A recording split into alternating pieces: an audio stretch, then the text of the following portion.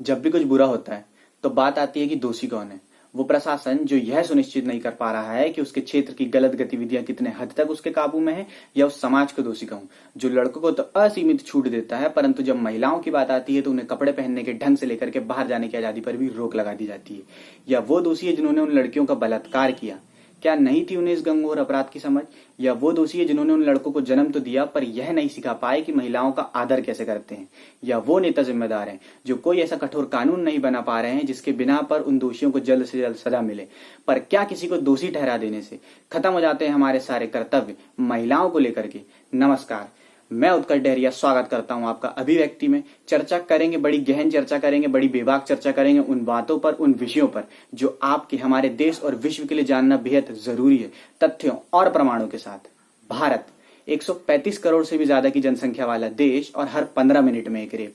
शर्म आती है इन आंकड़ों को देखकर, पर क्या कहें, यही सच्चाई। तो आखिर कहां कमी कर रहे हैं हम एक राष्ट्र के तौर पर? उन्हीं कमियों, उनके समाधानों और उन हर एक पहलुओं पर बात करेंगे। राफेल के बाद से हर न्यूज चैनल पे ये न्यूज चल रही है। कोई कहता है कि ताकत दिखलाएगा विश्व गुरु, तो कोई कहता है कि अब आसमान में भी होगा भारत का डंका। तो कहीं खबरें छपती हैं कि भारत की सैन्य शक्ति दुनिया की शीर्ष 4 सैन्य शक्तियों में आती है, पर कोई यह नहीं दिखा रहा कि हमारी पुलिस की स्थिति क्या है। हमारी पुलिस शीर्ष 10 में भी नहीं आती, शीर्ष 20 में भी नहीं आती और शीर्ष 30 में भी नहीं आती। भारत की पुलिस की रैंकिंग 37 है ग्लोबल पुलिस इंडेक्स के मुताबिक। यूनाइटेड नेशंस रिकमेंड करता है कि हर 1 लाख की जनसंख्या के लिए 222 पुलिसकर्मी तैनात होने चाहिए। हमारे देश में कितने हैं? केवल 158, जबकि इसकी सैंक्शन स्ट्रेंथ हमारे देश के लिए 198 है। तो जब पुलिस ही इतनी कम होगी तो कैसे रोकेगी अपराध? अब जब महिलाओं के खिलाफ अपराध की बात चल ही रही है तो थोड़ी नजर महिला पुलिसकर्मियों की संख्या पर भी डाल लेते हैं।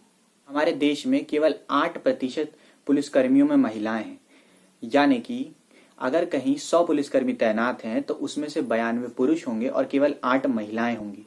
रेप के मैक्सिमम केसेस में विक्टिम और एक्यूज्ड दोनों ने ही अपने पक्ष को किसी महिला अफसर के सामने रखने की बात कही है। तो जरूरी ये है कि हमारी महिला पुलिसकर्मियों की संख्या देश में बढ़ाई जाए और इसके खिलाफ लगातार प्रोटेस्ट होते रहें। वायर की इस रिपोर्ट के अकॉर्डिंग CHRI और AALI ने एक बैरियर्स इन एक्सेसिंग जस्टिस टाइटल रिपोर्ट बनाई, जिसमें उन्होंने 14 रेप सर्वाइवर्स की केस स्टडी की कि उन्हें कितनी डिफिकल्टी हुई केवल FIR रजिस्टर करवाने में। इनमें से 6 FIR तब रजिस्टर हुई जब कोर्ट के ऑर्डर आए और 5 FIR तब रजिस्टर हुई जब पीड़िता अपने लॉयर के साथ किसी सीनियर अधिकारी के पास गई। और FIR रजिस्टर करवाने में ऑफिसर्स द्वारा अलग अलग प्रकार के तर्क दिए गए, जैसे किसी SHO या ऑफिसर इंचार्ज ने ये कहा कि आप इतनी खूबसूरत नहीं हैं कि कोई आपको हैरेस करे, तो किसी अधिकारी ने कहा कि आरोपी और पीड़िता को दोनों को ही शादी कर लेनी चाहिए। तो ये तो साफ है कि उनके एथिक्स में कुछ ना कुछ कमी है। Section 166A clause C IPC के तहत ये कहता है कि अगर कोई अधिकारी रेप के अगेंस्ट FIR लिखने से मना करता है तो उसे 6 महीने से लेकर 2 साल तक की सजा और जुर्माना लगाया जा सकता है, पर कहीं ऐसा होते हुए तो दिखाई नहीं देता। हमारे देश की पुलिस दुनिया में मोस्ट करप्टेड पुलिस में 22nd रैंकिंग में आती है। तो आखिर क्या कर सकते हैं हम पुलिस प्रशासन में इस भ्रष्टाचार को दूर करने के लिए? अब मान लेते हैं कि पुलिस एक ऑटो है और जिसकी ड्राइवर सरकार है और जिसके 3 पहिए हैं, जिसमें से अगर एक भी पहिए पर सरकार ध्यान ना दे तो गाड़ी रुक सकती है। और उन 3 पहियों के नाम है सही एंट्रेंस और ट्रेनिंग मॉड्यूल, दूसरा वो वेल सैलरीड हो और तीसरा सही इवेल्युएशन और सही एक्शन गवर्नमेंट द्वारा लिया जाए। अब एक एक करके इन सभी को देखते हैं। ऐसे केसेस जिन्हें पॉलिटिकल या मीडिया एफिलिएशन के कारण ज्यादा उछाला गया है, उन पर उच्च स्तर के भी अधिकारी ध्यान देते हैं, पर ज्यादातर केसेस ऐसे होते हैं जिन पर निम्न स्तर के अधिकारी ही काम करते हैं। तो जरूरी यह है कि उन निम्न स्तर के अधिकारियों को उनके असली कर्तव्य का ध्यान हो। इसके लिए जरूरी यह है कि सरकार उन्हें जो ट्रेनिंग दे रही है या जिस एंट्रेंस के द्वारा उन्हें ये पद मिल रहा हो, उस पर सरकार थोड़ा और ध्यान दे। ज्यादातर निम्न अधिकारियों के एग्जाम्स में या फिर पर्सनल इंटरव्यूज में इस प्रकार के क्वेश्चन पूछे जाते हैं, जैसे general knowledge, maths, reasoning, English या फिर हिंदी। पर जरूरत है एथिक्स की। ये एक छोटा सा कदम तो जरूर है, पर हाँ, इससे बदलाव तो जरूर होगा। शुरुआती दिनों में जब देश आजाद हुआ तो पुलिस कर्मियों को उतनी सैलरी अलाउंसेस नहीं मिला करते थे जिसके द्वारा वो अपना घर चला सके, तो वो रिश्वत की होड़ पर लग गए। पर समय दर समय सरकार ने इस पर बदलाव किया और उनकी सैलरियों पर लगातार वृद्धि की, पर उनकी रिश्वत लेने की आदत नहीं गई, क्योंकि वो शिकार हो गए थे डार्विन की उस एडेप्टेशन थ्योरी का। सिस्टम को सही करने के लिए एक सही प्रकार के इवेल्युएशन और एक्शन की ज़रूरत है। जब मैं इवेल्युएशन और एक्शन की बात कर रहा हूँ तो मैं बात कर रहा हूँ प्रमोशन, डिमोशन, सस्पेंशन या ट्रांसफ़र की। हमें आए दिन न्यूज़पेपर में ये खबर तो मिल जाएगी कि फलाना अधिकारी का ट्रांसफ़र हुआ या फलाना अधिकारी का सस्पेंशन हुआ, पर ज़्यादातर अधिकारियों का ट्रांसफ़र तब होता है जब उनकी कॉन्फ्लिक्ट किसी नेता के साथ हो जाती है। तो सही अधिकारी इस प्रकार प्रमोट नहीं किए जाते हैं, बल्कि उनका ट्रांसफ़र ऐसे पदों पर किया जाता है जहां पर उनके हाथ पे किसी भी प्रकार की पावर नहीं होती, जो कि एकदम से सिस्टम को खराब कर देता है। कई ईमानदार अफसर फंस जाते हैं इस ट्रांसफ़र की गहमा गहमी में और कहीं गुम हो जाते हैं। हमें ना ही सिंघम चाहिए जिसने बिना डॉक्यूमेंट्स के गाड़ी जाने दी, और ना ही हमें सिम्बा चाहिए जिसने बीच थाने में गोली मार दी। हमें चाहिए अशोक खेमका जैसे ईमानदार अफसर, जिन्हें लोग समय के साथ भुलाते जा रहे हैं। तीनों टायर में से सरकार ने सैलरी का पंचर तो बना दिया है, पर जरूरत है बाकी 2 टायर के पंचर को भी सही से बनाने की। एनसीआरबी 2019 की रिपोर्ट के अकॉर्डिंग भारत में रेप केसेस के अगेंस्ट कन्विक्शन रेट केवल 27.8% है, यानी कि केवल 4 में से 1 एक्यूज्ड ही कन्विक्ट हो पाता है। और इसके अलावा भी न्यायपालिका पर उसकी धीमी गति को लेकर लगातार सवाल उठते रहे हैं। देश में 25 हाईकोर्ट है और 1 अक्टूबर 2020 तक के इनमें 404 जजेस की सीट खाली है, यानी कि केवल हाईकोर्ट में ही 37% जजों की सीट खाली है। इसी प्रकार डिपार्टमेंट ऑफ जस्टिस के मुताबिक सुप्रीम कोर्ट में 4 जजेस की सीट खाली है, और इसी को लेकर सुप्रीम कोर्ट के एक बेंच ने गवर्नमेंट से चिंता जाहिर की थी और ये कहा था कि गवर्नमेंट जुडिशरी से उसका काम लेने के लिए कई प्रकार के फोरम्स तो तैयार कर रही है, पर उनकी वैकेंसीज फुल नहीं कर रही है। न्यायपालिका का काम थोड़ा कठिन होता है, क्योंकि उन्हें सही दोषियों को सजा देना पड़ता है, और ये तभी मुमकिन है जब पुलिस अपना काम सही से करे, यानी जांच सही से हो। परंतु कई अपराधों में नेता भी मिले होते हैं और पुलिस खुद भी मिली होती है। तो आखिर न्यायपालिका अपना काम कैसे करे?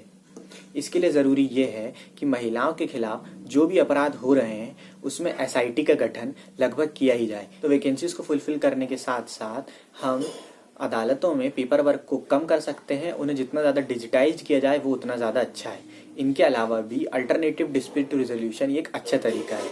कोर्ट का एक फंक्शन ये भी होता है कि जब उसे लगे कोई मैटर या फिर गवर्नमेंट की कोई पॉलिसी कई सारे सिटीजन्स को कंसर्न करता है, तो वो उस मैटर से रिलेटेड गवर्नमेंट से क्वेश्चन कर सकती है, जैसा कि कोविड में माइग्रेशन या फिर घर वापसी को लेकर हुआ।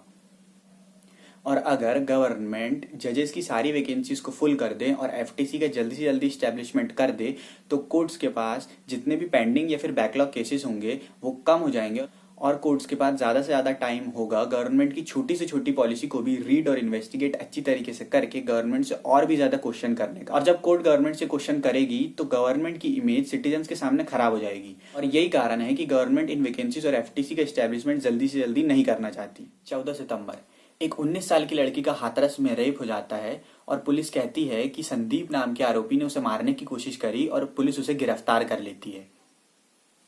फिर एक पॉजिटिव स्टेप बीजेपी सांसद की बेटी मंजू दिलेर द्वारा लिया जाता है, और वो प्रशासन को पत्र लिखती हैं कि केवल एक नहीं काफी आरोपी थे और लड़की का रेप हुआ है। फिर पीड़िता मजिस्ट्रेट के सामने बाकी आरोपियों के भी नाम ले लेती है और ये भी बता देती है कि उसके साथ रेप हुआ है। 28 सितंबर को लड़की को दिल्ली के अस्पताल में भर्ती करा दिया जाता है। अलीगढ़ अस्पताल का कहना है कि उसके पास पर्याप्त संसाधनों की कमी है।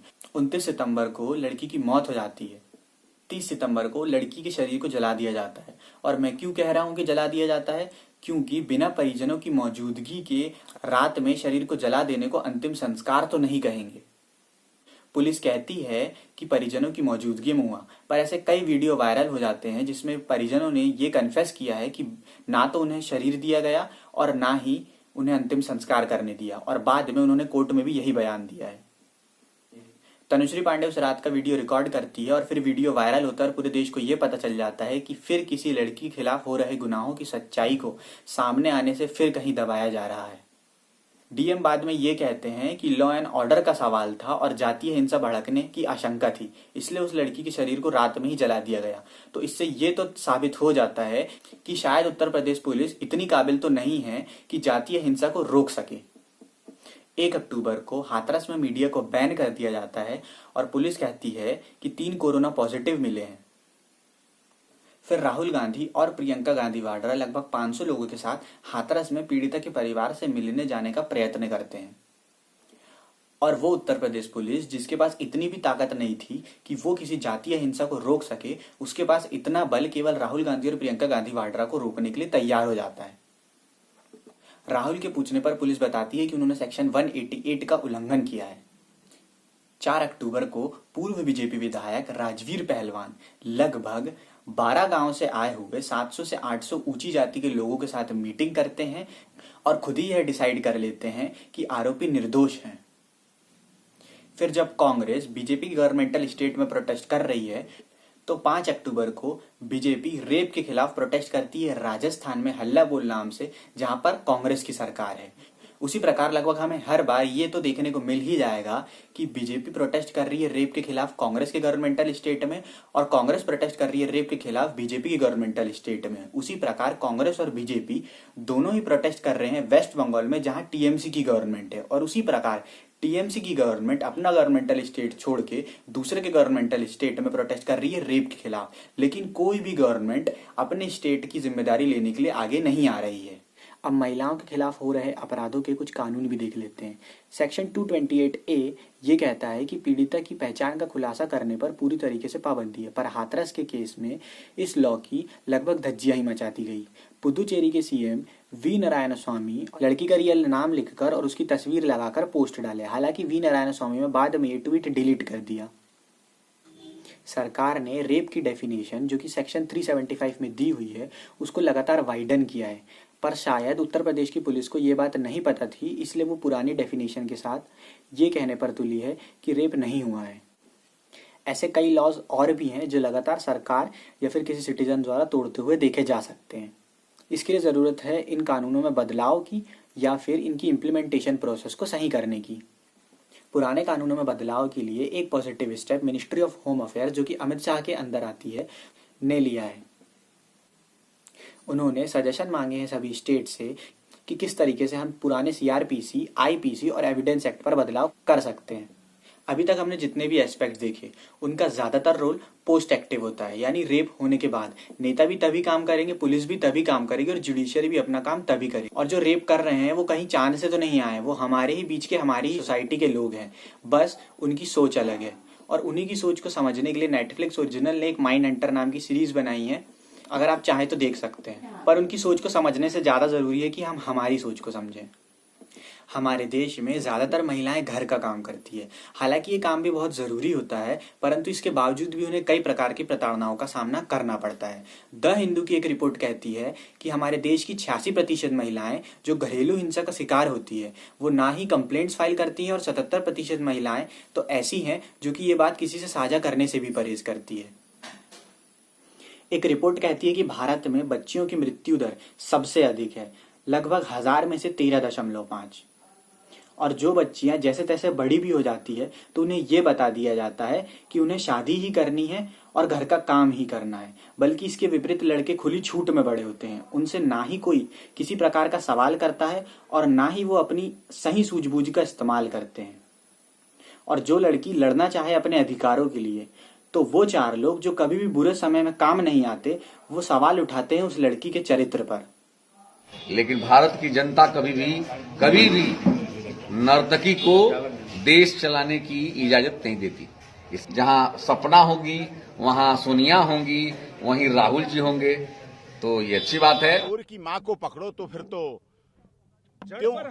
तो उस कारण पे जाओ कि रात के 12:30 बजे तक क्यों नहीं पता था कि हमारी बेटी कहाँ है। फिर उस माँ पे जाओ, वो चोर की माँ को पकड़ेंगे आप कि 12:30 बजे तक यही पता नहीं था कहाँ है बेटी, किसके साथ है, किस हालात में, कैसी। ये बातें छोड़ दीजिए आप, बहुत बातें बढ़े। यही सच्चाई है हमारे बीच की। मैं ये नहीं कहना चाह रहा हूँ कि हमारी इन सभी मानसिकताओं से रेप होता है। मैं आपको ये समझाने की कोशिश कर रहा हूँ कि हमारी इन सभी मानसिकताओं से उन अपराधियों के मन में एक गलत मानसिकता का प्रतिबिंब तैयार हो जाता है और उन्हें ये लगता है कि ये सोसाइटी मेल डोमिनेटेड है और उन्हें ये भी लगता है कि वो चाहे तो कुछ भी कर सकते हैं और फिर इनडायरेक्टली रेप होता है। किसी ने कहा है कि जैसे जैसे पीढ़ियां बदल रही है वैसे वैसे वो और भी ज्यादा बेबाक होती जा रही है। तो जब अगली पीढ़ी आएगी और वो पूछेगी आपसे कि बताइए माँ बाबा, क्या कर रहे थे आप जब इतनी बच्चियों का रेप हो रहा था? तब आधे पुरुष कहेंगे कि महिलाएं खुद ही अपने खिलाफ हो रहे अत्याचारों के खिलाफ आवाज नहीं उठा रही थी, और अपने दोनों हाथ खड़े कर लेंगे।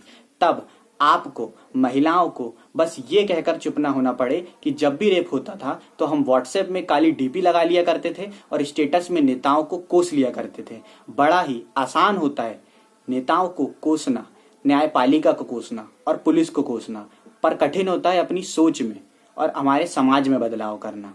इसलिए खड़े होइए और लड़िए इस समाज की मानसिकताओं से। अगर आपको हमारा ये वीडियो पसंद आया होगा तो लाइक, शेयर, सब्सक्राइब जरूर करें। हम कोशिश करेंगे कि हर प्रकार के सोशल, इकोनॉमिक और पॉलिटिकल इश्यूज को इस पर डिस्कस कर सकें। धन्यवाद।